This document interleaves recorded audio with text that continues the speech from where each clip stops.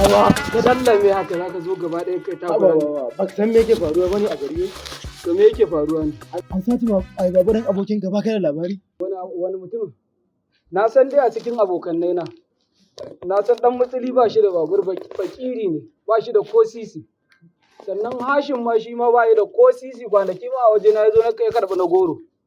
Kaga shi ma ba yi da ko sisi. Sannan akwai Nura, duk da yawon da yake na iskanci ba yi da ko sisi, bai tara komai ba. Ba ka faɗi mutumin naka ba. Wani mutumi na to? Abokin ka Salihu wanda ya sai sabon babur. Ka sai sabon babur ba.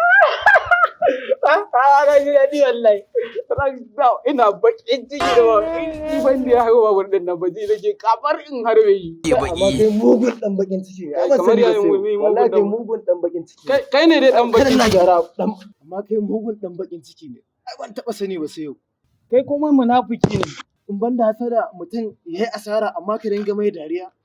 Irin ku ne Allah yake faɗa dama a cikin littattafai haɗa rigima. Wutan ku ma daban ne wallahi. Wallahi wutan ku daban ne. Yanzu gaya ma munafiki ba kai ka zo ka kawo labarin ba? In baka kawo munafurcin ba to ta yaya zan sani ni? Wallahi kai tsoron Allah ba. Ba ka iya kashe aure. Ka ji tsoron Allah. Kai ma da tsoron Allah.